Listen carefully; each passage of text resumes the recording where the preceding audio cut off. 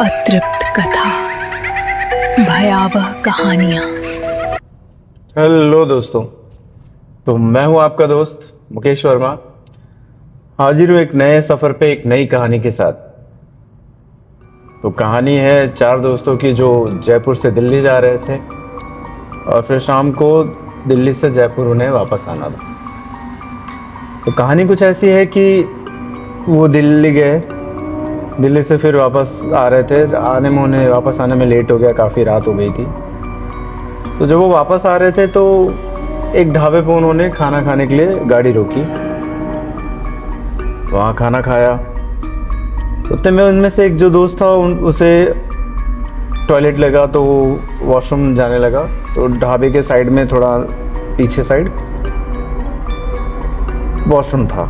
तो वहाँ जब जाने लगा तो उसे ऐसा एहसास हुआ कि सामने गाड़ी ट्रक खड़ी थी बहुत सारी। तो उसे ऐसा एहसास हुआ कि ट्रक पे कोई बैठा है, कुछ ऐसा। तो साफ साफ देख नहीं पाया, बट उसे ऐसा लगा कि कोई बैठा है। तो वो गया, टॉयलेट गया। फिर टॉयलेट से वापस से उसने उतना ध्यान नहीं दिया।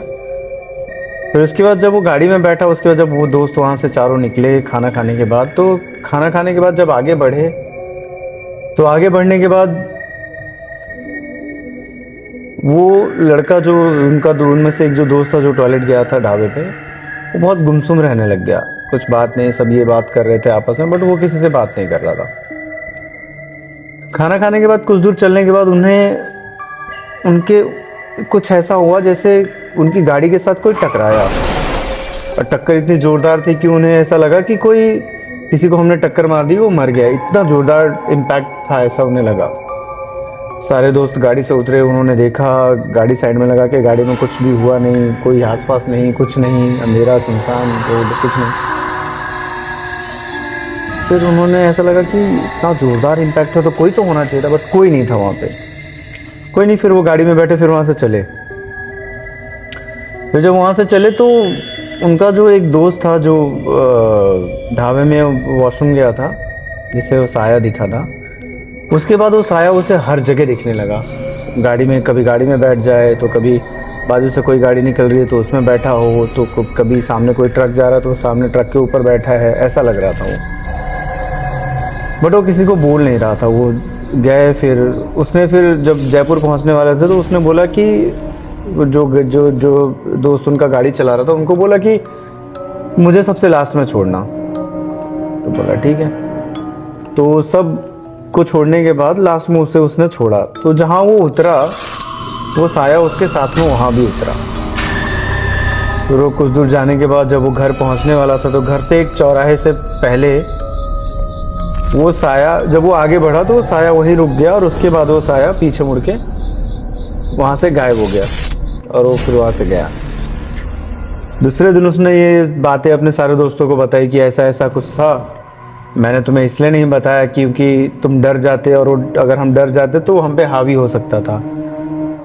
उसने बताया कि वो जो टक्कर हुई थी उस टाइम पे भी वो वहाँ खड़ा था, और वही टकराया था गाड़ी से हमें रोकने के लिए। अगर हम कुछ देर और रुकते वहाँ पे तो हमारे साथ कुछ भी हो सकता था। फिर इसलिए मैं तुम्हें बोल रहा था कि जल्दी चलो यहाँ से चलो, ऐसा। और उसके बाद वो हमारी गाड़ी में भी बैठा। उसने दोस्तों को बताया कि उसके बाद वो हमारी गाड़ी में भी बैठा था।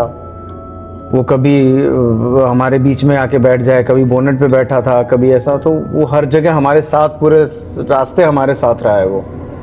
इसलिए मैंने तुम्हें बोला था कि मुझे अकेले, पहले मुझे सबको छोड़ देना, फिर बाद में मुझे छोड़ना। तो ये थी कहानी।